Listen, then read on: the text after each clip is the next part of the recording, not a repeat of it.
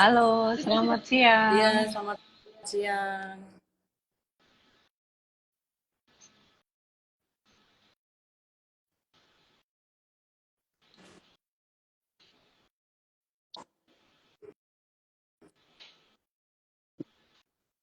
Nah, Ya, Selamat siang Dokter Liona. menggema, Akhirnya bisa juga. suaranya menggema itu.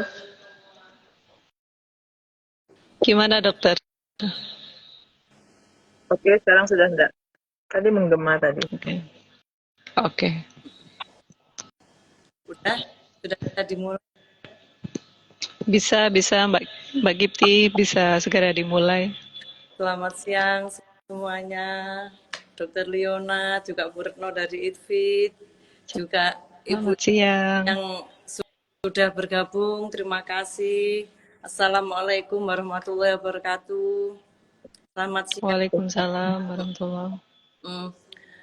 Ini perkenalkan, nama saya Jara Ditya. Saya adalah ahli gizi di Rumah Sakit Husada Utama. Dan nanti di sini kita akan mengadakan sharing tentang eh, apa itu yang pada setiap ibu-ibu di dunia pasti akan mengalaminya ya, yaitu tentang menopause. Menopause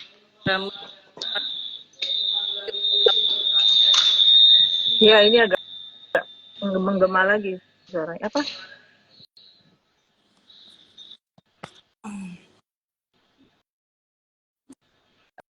panduan nutrisi untuk tetap sehat dan energik dengan narasumber Dokter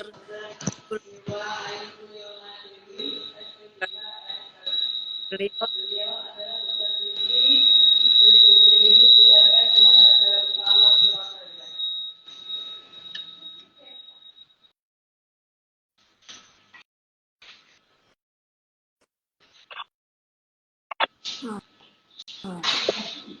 Agak ini ya suaranya ya.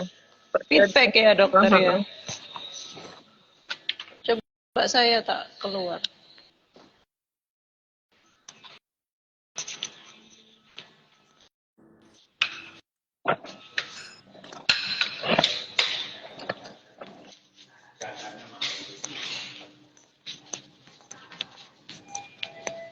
Semoga nanti aman sinyal, juga aman semuanya. Ini Oke, sudah ya dokter. Coba Mbak Siti ngomong. eh, bagaimana, sudah aman? Aman, aman. Enggak, Oke, udah aman ya, enggak aman. lagi ya? Gimana dokter? Aman sih. Aman. Sampai dampingi Mbak Gipti ya.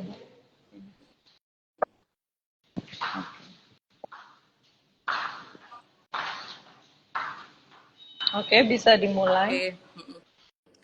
eh, Dokter, ini pasti nanti banyak yang penasaran ya dokter, apa sih menopause itu mungkin sedikit penjelasannya dulu dokter, apa sih menopause itu dokter, biar Oke, jadi menopause ya. Nah, ini sebelumnya mungkin perlu digarisbawahi ya bahwa bahwa hari ini itu adalah dalam rangka menyambut ya, dalam rangka menyambut hari. Jadi acara ini khusus kita persembahkan untuk semua ibu yang ada di permukaan bumi yang bisa menyaksikan live kita pada siang hari ini. Jadi yang dimaksud dengan menopause itu adalah suatu kondisi di mana seorang wanita itu sudah berhenti mengalami haid ya.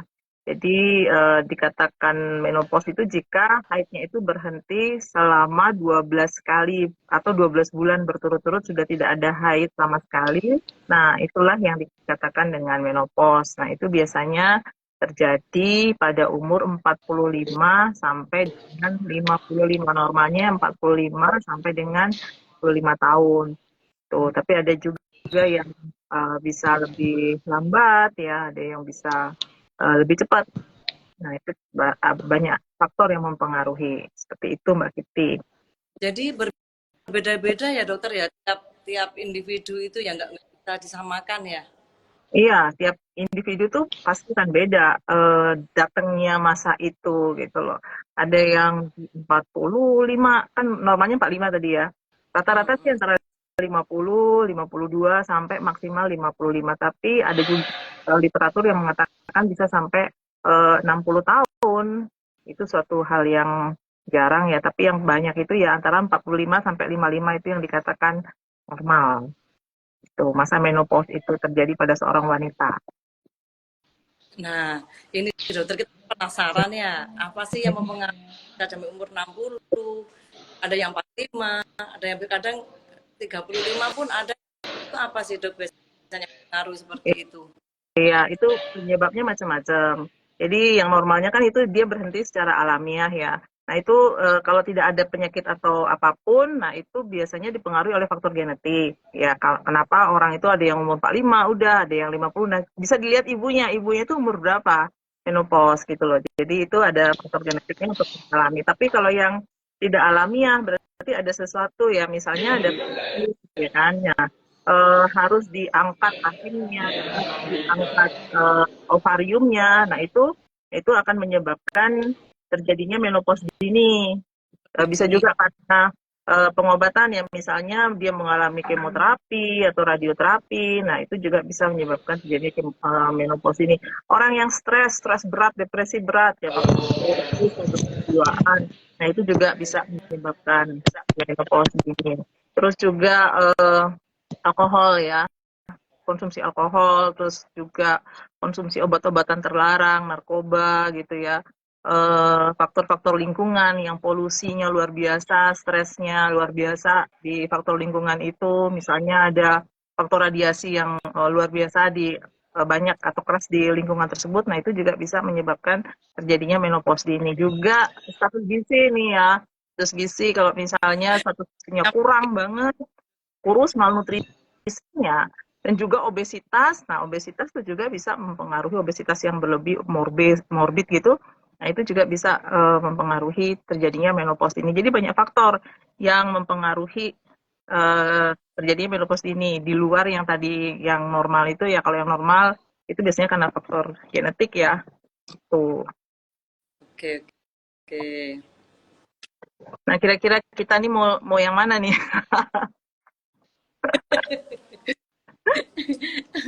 Apa kata yang di atas saja dokter?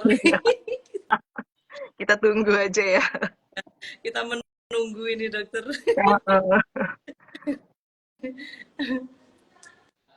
Nah ini dokter, sekarang tanda-tandanya wanita yang akan mengalami menopause seperti apa, dokter?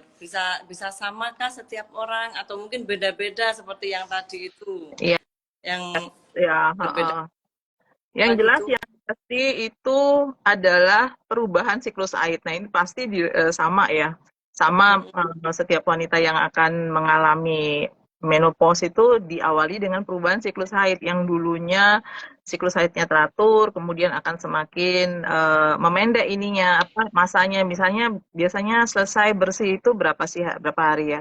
Antara 5 ya, 5-6 hari gitu kan. Nah, terus semakin bertambahnya usia nanti akan semakin cepat selesainya haidnya itu bersihnya itu akan semakin cepat. Kemudian terus masanya juga akan semakin memendek. Jadi kalau misalnya itu pasti semua akan mengalaminya.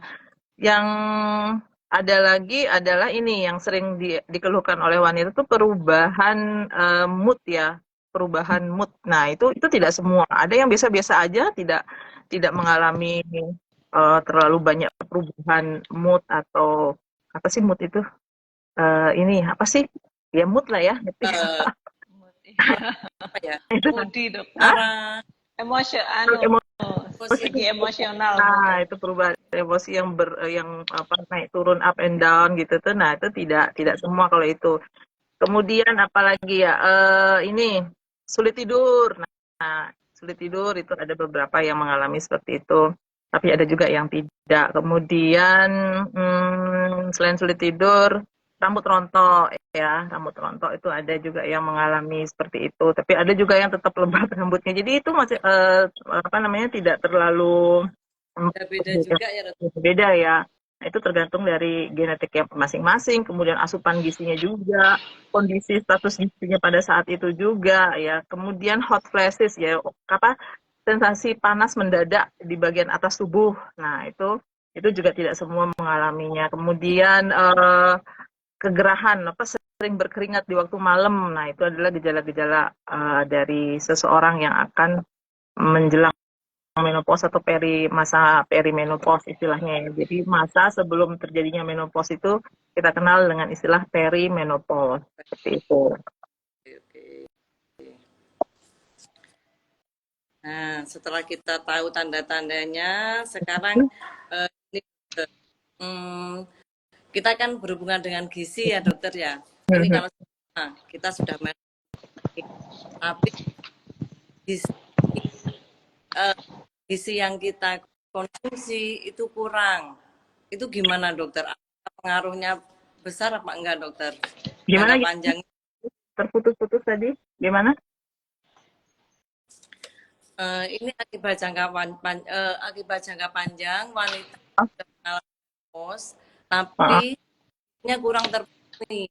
Jadi mungkin karena ekonomi ya kita kekurangan protein, mungkin nggak bisa sayur atau mungkin ya begitulah. Banyak sekali contoh dokter di lingkungan kita.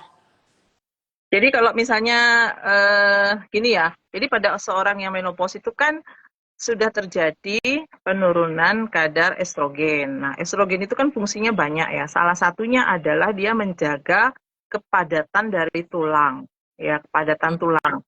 Nah, kalau misalnya seseorang sudah menopause tapi kemudian tidak memperhatikan asupan makanan yang mempengaruhi kepadatan tulang itu, misalnya kalsium ya kan, kemudian vitamin D, terus vitamin K2, terus ada lagi magnesium, fosfor. Nah, itu akan menyebabkan seorang wanita yang sudah menderita menopause itu akan cepat mengalami osteoporosis. Kalau misalnya terus-menerus tidak diperhatikan gitu, kekurangan zat gizi tersebut. Yeah. Karena itu tadi, jadi kita tuh kalau melihat kebutuhan gizi dari seorang wanita yang sudah menopause itu, kita berangkatnya dari kadar estrogen. Jadi fungsi estrogen itu apa? Ya tadi pertama untuk menjaga kepadatan tulang kan. Nah, ternyata estrogen itu juga dia berperan di dalam menjaga sensitivitas insulin gitu loh. Jadi pada orang yang sudah menopause dengan kadar kan menopause itu ditandai dengan penurunan kadar estrogen ya, karena ovariumnya sudah tidak memproduksi estrogen lagi. Nah, ketika kadar estrogen sudah menurun, maka sensitivitas insulin juga menurun. Nah, kalau misalnya seseorang itu kemudian dia kalau dalam hal ini dia makan karbohidrat yang berlebihan gitu, nah itu akan meningkatkan resiko terjadinya diabetes ya pada orang yang yang menopause. Kemudian juga estrogen itu juga mempengaruhi liver ya, mempengaruhi produksi glukosa di liver.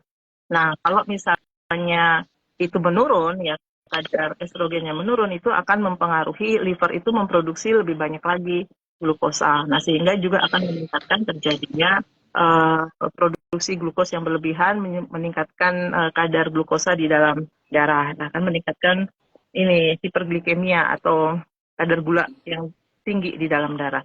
Jadi dari situ ya, jadi kalau misalnya kemudian pada saat menopause, nah gizinya tidak diperhatikan, nah itu bisa terjadi resiko-resiko tersebut ya, misalnya tadi osteoporosis, kemudian juga risiko diabetes. Nah dari diabetes ini itu akan meningkat lagi kalau misalnya tidak ditangani dengan baik ya, kan diabetes itu mother of disease ya, bisa menyerang penyakit jantung dan pembuluh darah seperti itu kan, jadinya itu kemana-mana akhirnya kalau dalam jangka panjang itu tidak diperhatikan status asupan makanannya seperti itu. Ngeri juga ya dokter ya. Enggak. Kalau misalnya diperhatikan ya enggak. Ngeri juga efeknya dokter ternyata ya.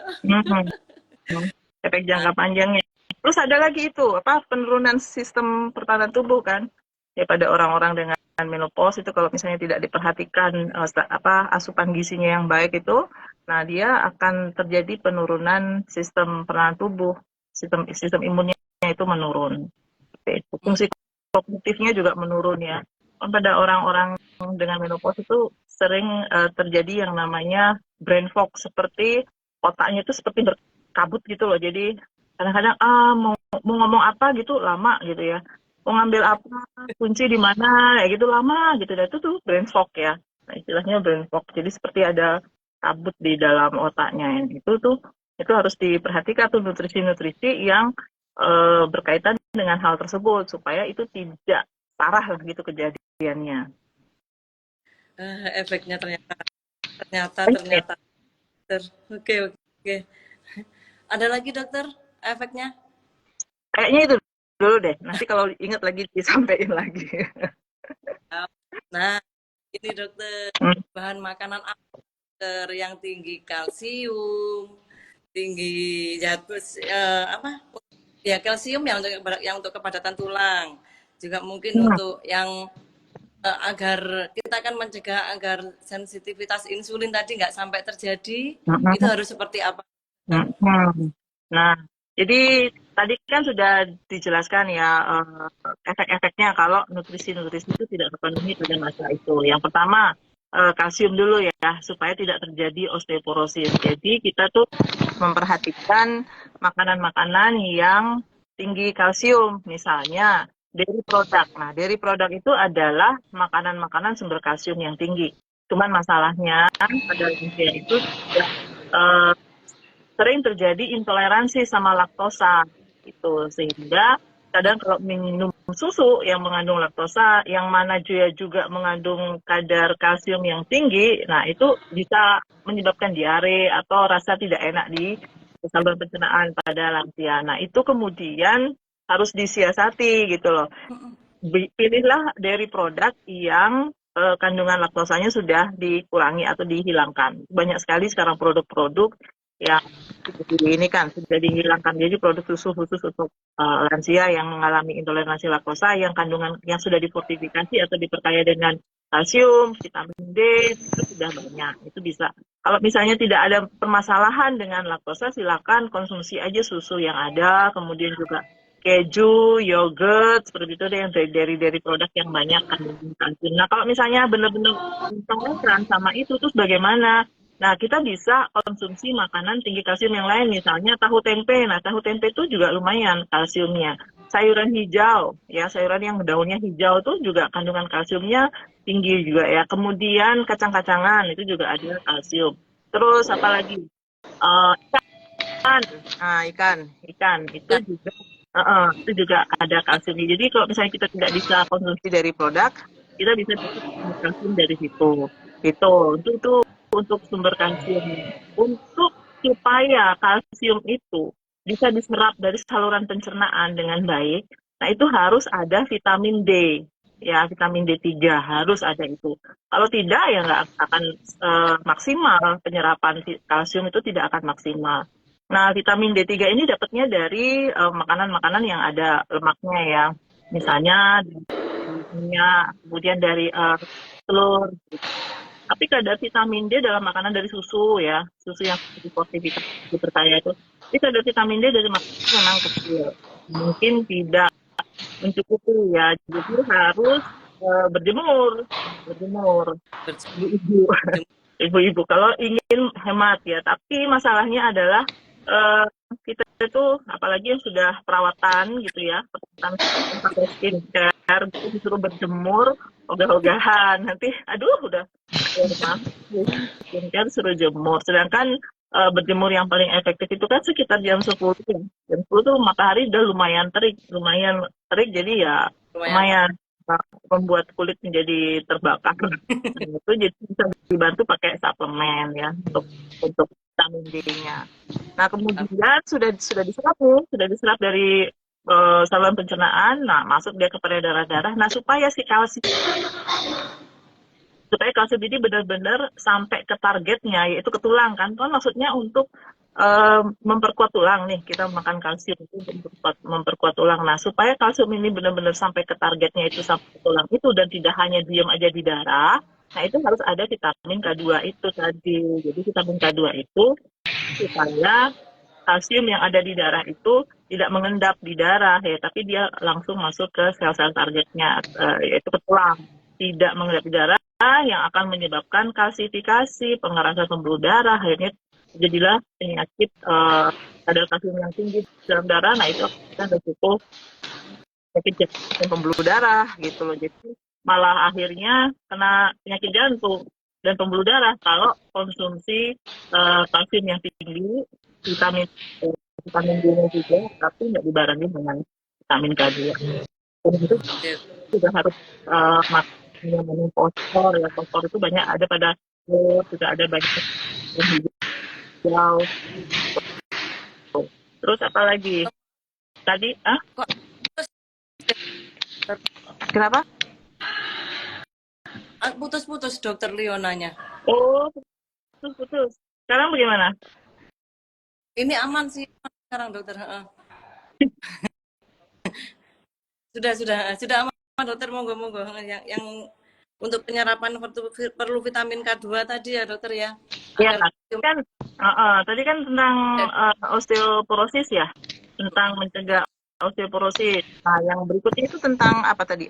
Ini resistensi insulin ya. Karena kan insulin salah satu fungsinya adalah untuk meningkatkan resistensi insulin. Nah, kalau misalnya estrogen kita sudah turun karena menopause, maka resistensi insulin itu bisa meningkat. Jadi harus diperhatikan itu. Jadi khusus untuk konsumsi karbo kita itu harus benar-benar diperhatikan pada wanita-wanita yang sudah menopause ya. Jangan terlalu banyak makan karbohidrat olahan, misalnya tepung-tepung, kemudian gula ya. Jadi itu aja kuncinya itu. Pokoknya kurangi makanan yang kandungan tepungnya tinggi dan juga kandungan gulanya tinggi. Jadi perbanyak makan karbohidrat yang kompleks ya, misalnya itu tadi kalau nasi merah. Kalau nasi putih sebenarnya juga nggak masalah, asal tidak terlalu banyak ya. Ya kita sudah semakin bertambah juga kebutuhan kalorinya kan semakin berkurang. Kemudian sayur-sayuran, buah-buahan, itu karbohidrat kompleks juga. Terus biji-bijian ya, gandum terus apa lagi whole grain, terus apa lagi umbi-umbian ya, umbi-umbian, kentang kayak gitu. Itu yang harus kita perhatikan untuk fungsi kognitif ya, fungsi kognitif. Jadi harus ada makanan yang mengandung omega 3 ya. Omega 3 itu untuk fungsi kognitif kita. Itu sayur-sayur buah-buahan itu penting untuk memenuhi kebutuhan apa selenium, untuk kognitif juga, seperti itu. Oke dokter, ini ada pertanyaan yang bagus sekali dokter. Ya. Bentar saya dokter ya. Dari Ibu Wayan Karsanagiri ya.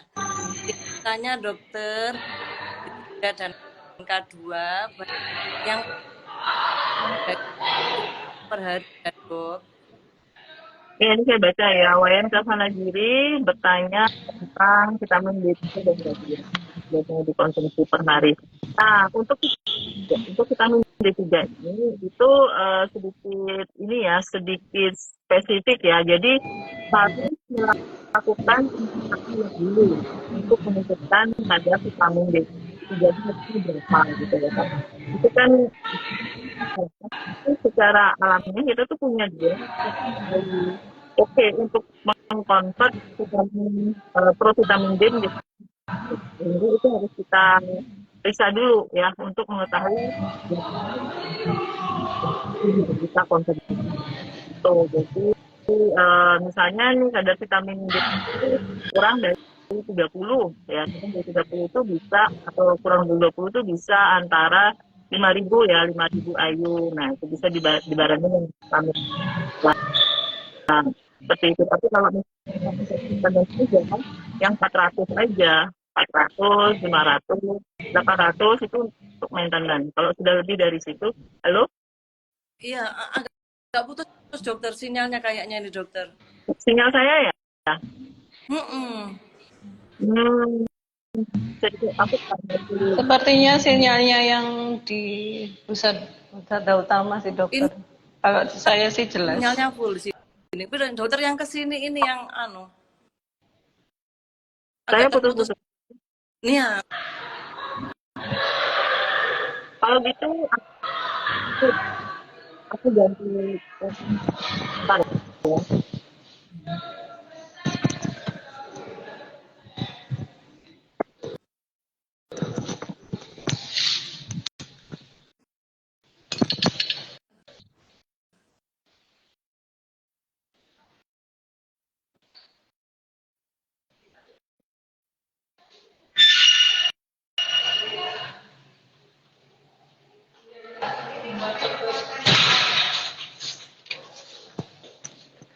Itu Mbak Mbak Retno ya ini sekali ya backgroundnya di sana.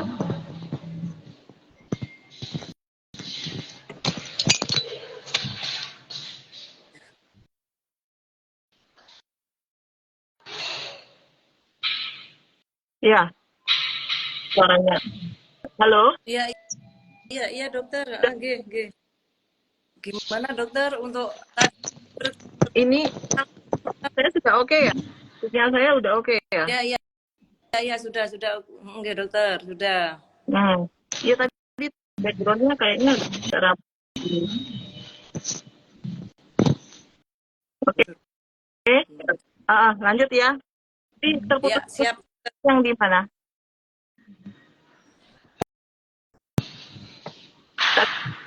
Tadi terputus. Sampai di pertanyaan dari Ibu Wayan Karsana Giri. Berarti harus titik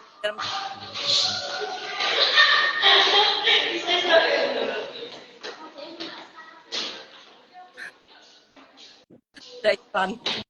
Gimana ya? Terus lama sekali.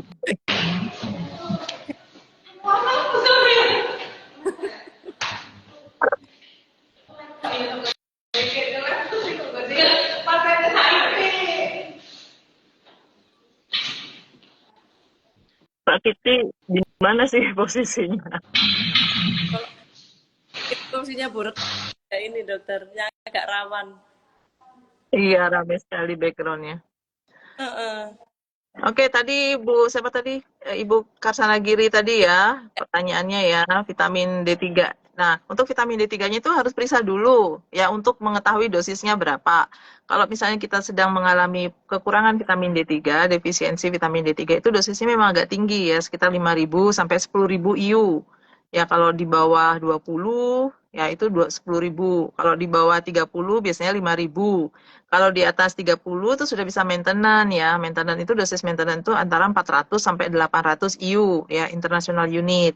Nah, untuk vitamin K2 itu pakai dosis maintenance aja ya, sekitar 100 sampai 150 mikrogram ya untuk dewasa. Gitu. Oke. Mm-mm. Sudah dokter, Iya, Ibu Wayan, bagaimana? Sudah jelas kan jawaban dari dokter Liona ya? ya bisa di itu Bu, bisa di respon lewat di komen lagi ya Bu, kalau misalnya ada Ya, yang ingin ditanyakan lagi. ya. Silakan Ibu Wayan, komen lagi. Sudah puas belum dengan jawabannya? Mumpung kita ketemu dengan dokter Liona, ini susah banget loh ketemu beliaunya. Enggak lah.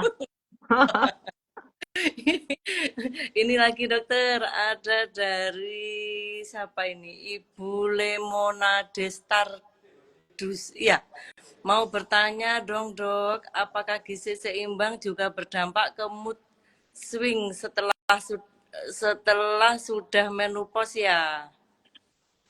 Jadi kalau kita sudah gizi seimbang ya, kalau gizi seimbang itu biasanya sih oke. Ini mood swing ini lebih ke arah psikologis ya, lebih ke arah faktor psikologis, faktor-faktor eksternal lain yang mempengaruhi. Kalau misalnya nutrisinya sudah oke, tapi kemudian tetap ada permasalahan, ya itu akan mempengaruhi juga mood swing. Tapi kalau sudah oke, tapi tidak ada faktor psikologis yang berarti gitu ya di dalam perjalanan menuju menopause-nya itu sih tidak akan terlalu berdampak begitu ya Bu ya. Sudah dokter? Iya, Sudah. Bagaimana Ibu Lemona? Sudah jelas atau belum? Kalau belum silakan tanya lagi ya. Oh, ini Bapak, Ibu Wayan ini sudah jelas katanya. Pak. Mohon maaf, Bapak. Ini jangan kita ibu-ibu semua yang di sini. Maaf ya Pak ya, mohon maaf banget. Iya, ini juga berlaku ya untuk laki-laki ya, untuk apa, vitamin D3, K2 itu juga untuk laki-laki juga berlaku.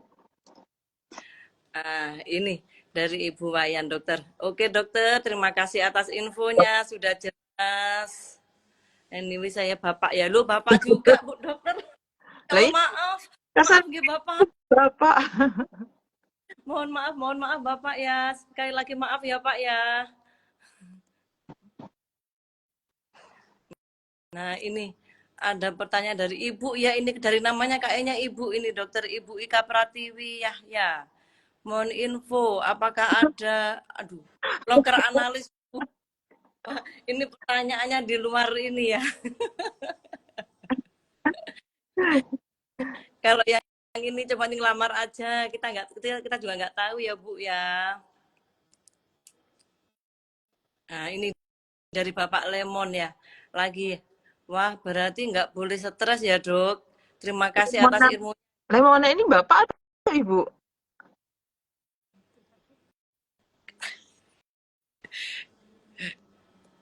Bapak atau Ibu? Ibu sepertinya dokter. Ibu ya. Yang Bapak itu kasih lagi tadi. Iya, yang Wayan. Iya, berarti memang nggak boleh stres. Kelola stres ya, supaya tidak terjadi mood swing. Emang stres itu yang sumber dari semua ini ya dokter ya. Sumber semua penyakit. Iya, betul. Ada pertanyaan. Ini ibu-ibu, monggo ayo bertanya yuk kepada Aldinya ini. Sudah, Kalau sudah. kalau nggak ada kan ya. Ya, sudah. Ada satu dokter dari Selamat Aza. Oh ini, Mana? apakah menopause dapat ditunda? Oh, kalau boleh, mana ibu-ibu? Ya, menopause itu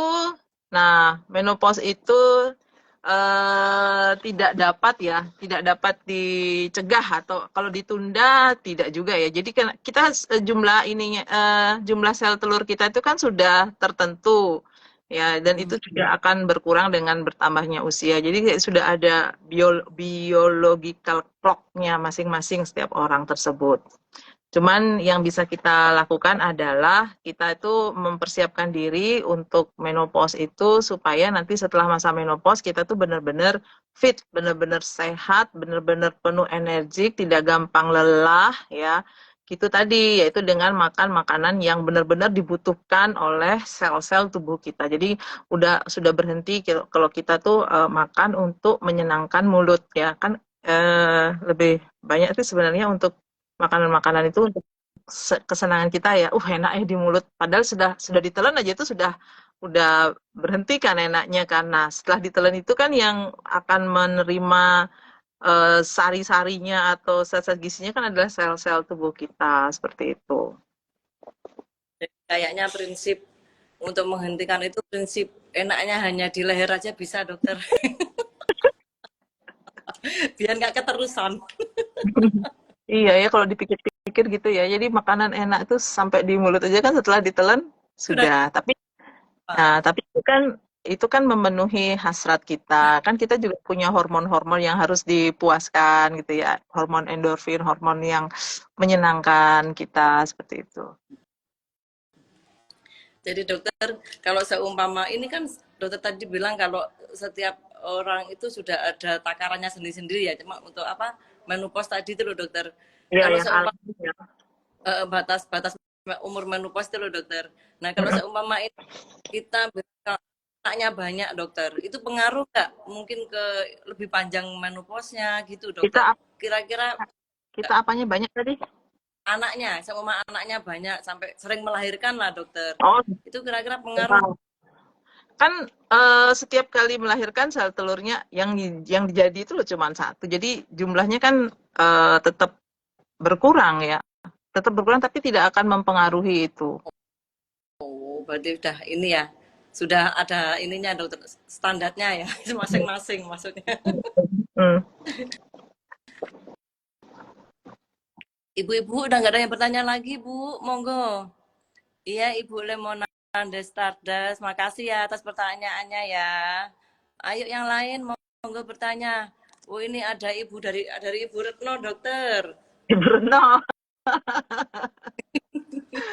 Ini nggak kepengen tahu juga nih dokter. Ibu saya dulu mengeluh badan sakit semua. Dulu waktu menopause. Kira-kira zat gizi apa yang kurang terpenuhi nggih, dokter? Terima kasih. Ini ibunya Bu Retno maksudnya ya.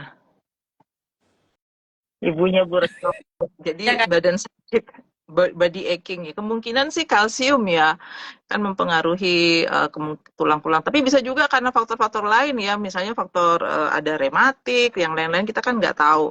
Kalau misalnya itu ya berarti yang bisa diberikan itu adalah nutrisi-nutrisi yang sifatnya anti-inflamasi. Yang itu yang harus terpenuhi supaya kalau kita ngomong dari segi nutrisi ya mungkin ada juga yang penyebab-penyebab lain ya, penyebab medisnya yang lain sehingga akhirnya terjadi sering sakit-sakit pada tubuh ya. Jadi kalau dari segi nutrisi yaitu pemberiannya yang perlu diperhatikan adalah nutrisi yang sifatnya anti-inflamasi misalnya tadi omega 3. Kemudian untuk pemenuhan kalsium tadi supaya tulangnya itu tidak gampang keropos dan akhirnya menimbulkan rasa nyeri, linu-linu seperti itu. Dan juga ininya apa? Mineralnya seperti kalium, natrium. Nah, itu juga harus dipenuhi, harus diperhatikan pemenuhannya. Seperti itu. Kan kalium itu mempengaruhi juga transmisi di otot ya. Nah, itu kadang-kadang kalau dia kekurangan akhirnya terjadi nyeri seperti itu. Apalagi kalau bangun tidur ini sering sering sakit semua badan, dokter. Kita lanjutkan ya, sudah Ya, nggak ada pertanyaan lagi, ah, Bu. lanjutkan.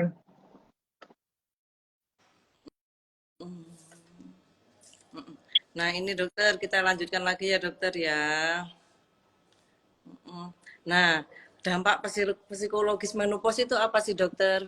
Oke, jadi pada seorang yang menopause itu ya kan sudah mulai terjadi kendur ya, kendur-kendur pada wajahnya, pada badannya, pada payudaranya, seperti itu. Nah, itu akan dampak psikologisnya akan menimbulkan depresi ya, rendah diri pada ibu-ibu tersebut. Nah, kemudian rasa apa ya, kehilangan kepercayaan diri. Nah, itu ya kalau misalnya belum siap ya, belum siap menerima itu ada orang bawa tangga.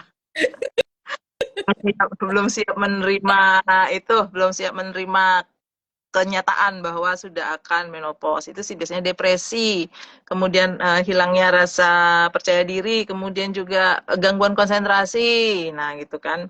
Kemudian ya tadi itu mood swing itu yang sering sering pada ibu-ibu yang mengalami menopause yang tidak siap menghadapi hal tersebut. Jadi kita tuh harus mempersiapkan diri. Padahal sudah dikasih ini ya, dikasih tanda perimenopause. Perimenopause itu lumayan lama ya, bisa bertahun-tahun loh. Bisa Ya, mulai dari umur 40 tahun ya perimenopause itu.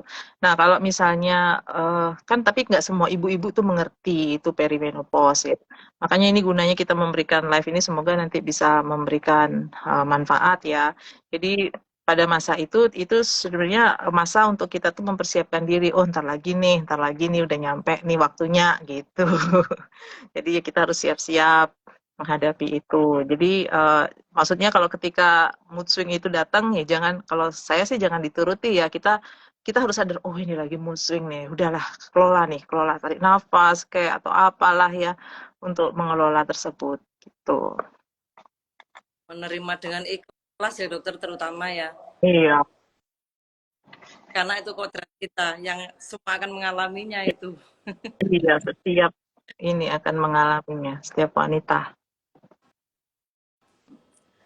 Nih dokter, apakah mungkin setiap wanita yang sudah menopause berat badannya bisa tambah naik nggak dokter? Atau mungkin tambah kurus atau gimana? Nah, itu ada potensi memang ya. Jadi kan kalau kita menopause itu kan artinya usia sudah bertambah. Usia sudah semakin lanjut ya. Nah, dengan bertambahnya usia itu akan juga mempengaruhi metabolisme secara keseluruhan. Misalnya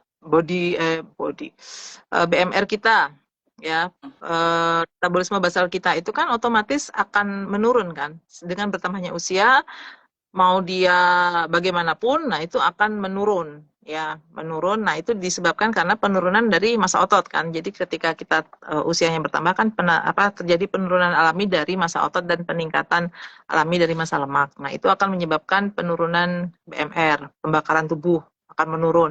Nah kalau misalnya dengan kondisi penurunan BMR itu yang menurun itu kita makannya tetap aja seperti sebelumnya atau bahkan mungkin tambah banyak, nah itu akan bisa menyebabkan wanita tersebut atau yang menopause tersebut akan obesitas ya. Jadi tapi kemudian ketika sudah tua ya, sudah mulai lanjut usia, BMR-nya udah turun. Udah gitu terus ada penurunan nafsu makan ya yang disebabkan oleh berbagai macam hal ya, misalnya penurunan ini taste bud-nya begitu terasa ya, ini yang taste bud di sini, sehingga apa-apa makannya itu rasanya kok nggak enak gitu kan, akhirnya terjadilah penurunan nafsu makan. Nah itu bisa turun berat badannya, jadi bisa naik bisa turun tergantung dari kondisi masing-masing ya. Kemudian ini juga sih, penurunan kadar estrogen itu juga mempengaruhi bentuk tubuh kita ya. Jadi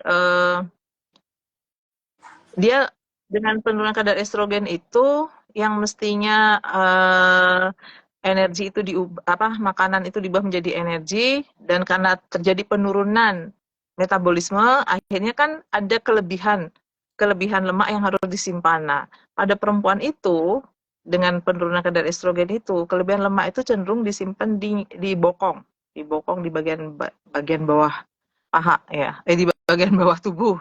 Sehingga makanya kalau kita perhatikan perempuan-perempuan yang sudah menopause, yang kelebihan berat badan itu mesti besarnya di bawah ya, di pinggir, Pangkal. di bokongnya seperti itu. Karena memang depositnya disimpan di situ, seperti itu. Oke.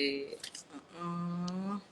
Nah, ini dokter, kira-kira untuk kebutuhan protein itu berapa persen dari total kalori gimana? Atau mungkin gini dokter, kebutuhan protein itu berbeda-beda pastinya ya, tergantung dari berat badan dan tinggi badan kita juga. Ya. Untuk yang diambil rata-rata itu kalau sudah menopause sampai berapa dokter? Sampai Nah, berapa persen? ya, karena kan tadi sudah terjadi penurunan massa otot ya, sudah terjadi penurunan massa otot sehingga harus memenuhi kebutuhan protein. Nah, protein pada orang yang sudah semakin lanjut, ini tidak hanya pada perempuan ya, laki-laki juga, itu juga akan meningkat. Kalau yang normalnya kan 0,8 sampai 1. Kadang ada yang sampai 1,2 gram per kilogram berat badan. Nah, pada lansia itu antara 1 sampai 1,5. Ya, karena tadi itu penurunan massa otot bisa sampai 1,5, itu guideline yang terbaru bisa sampai segitu ya. Nah itu tapi harus memperhatikan kondisi medis ya. Jadi itu untuk lansia yang sehat sih, yang 1 sampai 1,5 gram per kilogram berat badan. Yang Itu sehat. kebutuhan protein. Kalau misalnya berat badannya 50, berarti kebutuhan proteinnya 50 ya, 50 gram sampai 75, betul ya? 1,5-nya ya. Berapa sih? Ya bener ya, 50 sampai 75 gram ya kebutuhannya. Itu berarti kalau dia makan nasi sehari 3 kali, Mm-mm. nasi sehari 3 kali masing-masing 1 centong, kan sudah 12 ya. Terus nanti ditambah tahu tempe, ditambah ayam atau ikan. Nah, itu mestinya sudah mencukupi kebutuhan protein hariannya dari ibu tersebut. Untuk 3 kali makan ya dokter itu Ya, ya. 3 kali makan. Jangan sekali makan 50 gram. Banyak sekali nanti. Jadi kira-kira tahunya seberapa dokter, biar ini untuk orang yang pemirsa yang awam ini biar agak paham sedikit dokter, untuk porsi makan yang sudah menopause itu dokter nasi 1 entong. Ini yang kita ambil rata-ratanya aja. Ya, yang normal ya, normal berat badannya normal ya, ya sekitar situlah nasinya 1 sampai maksimal 1,5 ya, satu Ya, setengah entong. Kemudian itu kan sudah berapa tadi? Sudah 12 sampai 18 gram proteinnya. Kalau kita memperhatikan dari kandungan proteinnya. Kemudian ditambah ayam gitu misalnya. Ayamnya kan per 100 gramnya 30 ya, 30, 20 sampai 30. Anggap aja 25 tengah-tengah ya. Nah, berarti makannya itu 1,5 on. Tiap kali makan 50 gram. 50 gram Berarti, potong ya. Ini uh, ya dokter ya. Satu ulang ya kenapa? 50 ya. Ya, 50 gram tanpa tulang. Berapa itu sudah tadi? Tadi kan 18, terus 50 itu kan 25, 12,5 ya. 12,5, 50, 62,5. Betul ya? Iya, iya deh. Sebentar dokter. Nggak pegang kalkulator. Ya sekitar 50 gram lah ya setiap kali makan itu. 40 sampai 50 gram. Terus nanti ditambah tempe atau tahu sekitar kalau tahunya mungkin 50, kalau tempenya 25 gram ya. Gitu. Itu sudah mestinya udah memenuhi kebutuhan protein hariannya.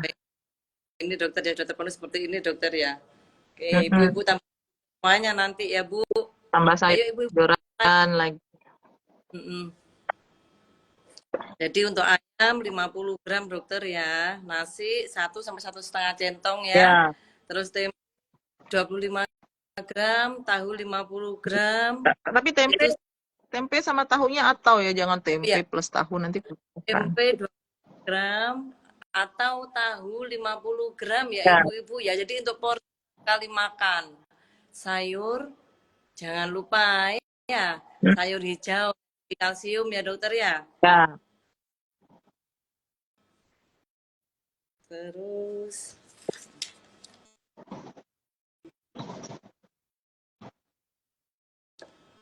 oh iya dokter, Nah, kalau sudah menopause itu kira-kira hormon apa aja sih dokter yang meningkat itu dokter?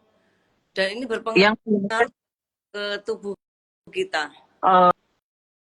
gini ya, jadi kalau yang awal-awal itu kan biasanya, nah untuk membentuk hormon estrogen dan progesteron itu ada hormon yang merangsang terbentuknya itu, yaitu folik FSH namanya sama LH ya, FSH follicle stimulating hormone dan luteinizing hormone. Nah, kalau misalnya itu sudah turun, maka ini akan meningkat. FSH dan LH ini akan meningkat. Karena dia berusaha merangsang sel telur kita, ovarium kita tuh untuk memproduksi estrogen lagi, seperti itu. Tapi kan sudah tidak ada lagi yang bisa diproduksi. Nah, sampai pada suatu saat dia akan berhenti. Ya, kalau pada wanita menopause tidak ada ininya sih, tapi kalau pada orang yang masih masa subur gitu terus terjadi peningkatan kadar hormon itu, nah itu baru menimbulkan overstimulasi namanya, overstimulasi dari ovarium. Seperti itu. Kalau hormon-hormon yang lain malah menurun ya, kayak Oh ya bukan dokter ya. sensitivitasnya menurun, kayak tadi apa namanya, insulin gitu kan. Nah, itu kan malah Malah turun. menurun. Iya, sensitivitasnya turun, tapi produksinya mungkin tetap ya, tergantung dari pankreas kita gitu produksinya. Ya dokter. Nah ini yang penting dokter. Ini kayaknya di sini nih. Adakah yang makanan yang perlu dihindari atau dibatasi dokter ketika sudah menopause? Nah, itu Ya tidak tadi memperhatikan kita. balik lagi ke yang tadi itu, akibat dari penurunan kadar estrogen itu, ya kan, dia menyebabkan terjadinya peningkatan resistensi insulin. Nah, berarti makanan apa nih yang harus dicegahkan, sudah ketahuan nih apa yang harus dihindari atau dibatasi. Pertama, makanan yang manis-manis ya, gula gitu, terus karbohidrat olahan, tepung itu tuh harus dihindari supaya tidak semakin memperberat resistensi insulin akibat dari penurunan kadar hormon estrogen itu gitu. Terus apalagi yang harus dihindari, makanan-makanan yang gorengan-gorengan yang kadar lemak jenuh tinggi ya, karena kan tadi sudah terjadi resistensi insulin. Nah, itu akan meningkatkan risiko terjadinya diabetes. Nah, kalau sudah gitu nanti akan semua metabolisme termasuk metabolisme lipid, metabolisme lemak itu akan terganggu kan. Nah, itu akan meningkatkan resiko penyakit jantung dan pembuluh darah gitu. Itu harus dikurangi juga itu yang ininya, yang makanan-makanan dengan kandungan lemak jenuh tinggi yang gorengan. Terus yang trans fat itu juga harus dikurangi. Harus dihindari lagi ya. Kue-kue apa tuh yang asalnya dari margarin, yang di bake, yang dipanggang, itu tuh harus dikurangi. Tuh makanan-makanan yang alkohol, ada yang minum alkohol, siapa tahu ada yang ini kan, nah itu juga harus dikurangi ya. Aduh dihindari lah itu. Jadi tadi Dihindari, ya uh-uh. dihindari ya dokter. Dia bukan dikurangi dokter, ya dihindarkan ya. Terus yang garam lagi, makanan tinggi garam yang asin-asin gitu tuh, ya udah kurangi. Jangan dihindari ya, tetap butuh garam ya. Jangan sampai tidak makan garam sama sekali. Jadi harus dikurangi kalau yang itu gitu. Oke, oke. Dokter, terasa sudah jam 2 dokter. Oh iya ya. Sudah lewat lagi 1 menit. Bagaimana ini? Iya.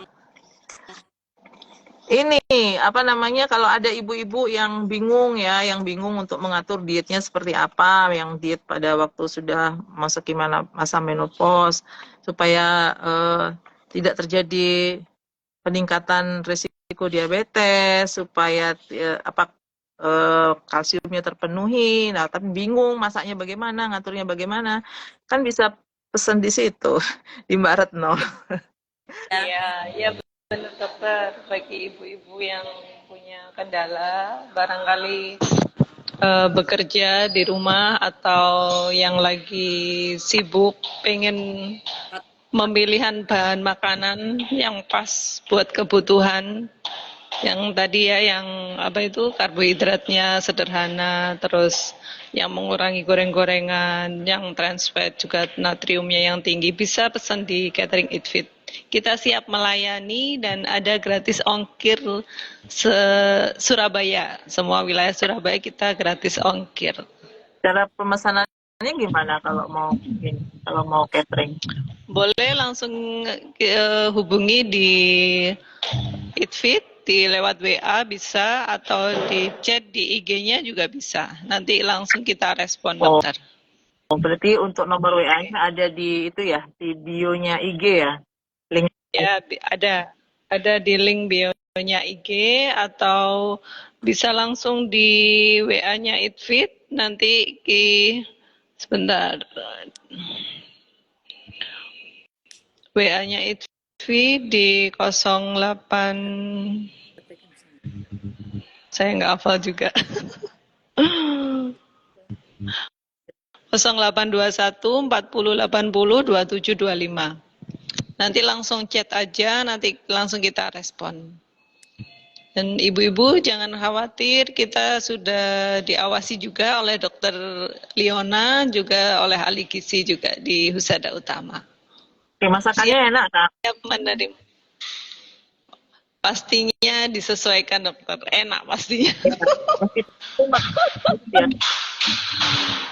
Kenapa dokter? Meskipun makanannya makanan diet, tapi kan tetap enak rasanya. Ya, tetap kita perhitungkan untuk tesnya. Oke. Ya, terima kasih. Terima kasih sekali dokter, ilmunya hari ini sangat bermanfaat sekali. Apalagi saya ini sudah mungkin perimenopause ya, sudah masuk ya. Ya, sama, kita lagi di perimenopause ini. Iya, di perimenopause. Tanda-tandanya sudah terasa ini dokter. HbA1c mulai naik juga. Pak Fifty ketawa tuh. Iya. Badan sudah sakit semua kalau kita nggak gerak dokter. Ini sudah tanda-tanda mungkin ya. Iya, harus diperhatikan. Iya. Dokter mungkin ada kesimpulan terakhirnya dokter? Apa ya kesimpulan terakhirnya ya? Jadi ini kan kita temanya tentang gizi pada menopause ya.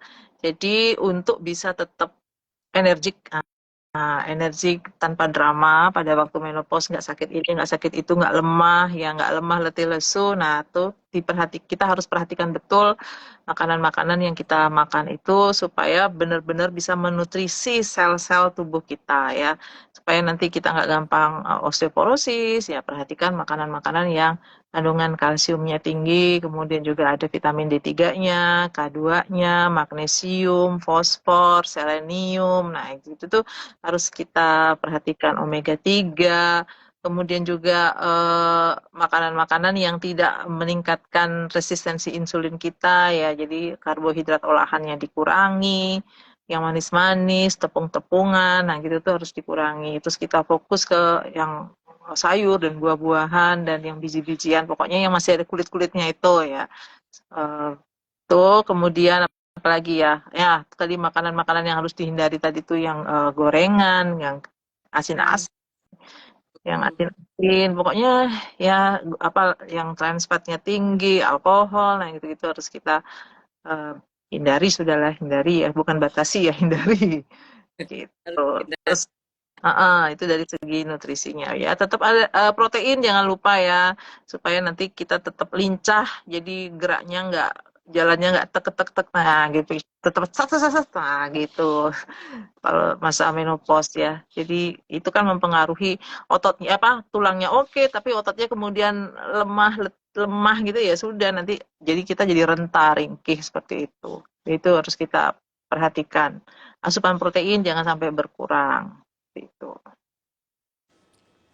Oke. Sudah dokter? Sudah, dari saya sudah cukup. Alhamdulillah. Ini kita akhiri ya karena udah 1 jam lebih 6 menit ini. Terima kasih Dokter Leona yang sudah memberikan ilmu yang amat sangat bermanfaat bagi kita ibu-ibu ini yang suatu saat akan mengalaminya juga. Entah itu umur berapa nanti kita akan mengalaminya. Terima kasih Dokter Leona. Sama-sama. Terima kasih. Terima kasih ibu-ibu semuanya yang sudah bergabung di acara ini. Kalau mungkin mau untuk karena kesibukan tidak sempat memasak, monggo telepon ke catering Edfit atau WA, kita akan melayani dengan kasih sayang. Kita Oke, sip. Apalagi saya kasih, sampai jumpa. Selamat hari Ibu untuk seluruh ibu-ibu di Iya, selamat hari Ibu juga dokter Mbak Kitty. Kita sudah ibu-ibu saya. Ibu-ibu seluruh terima kasih lagi IG Idfit mendatang dan RSHU. Terima kasih, selamat siang. Assalamualaikum.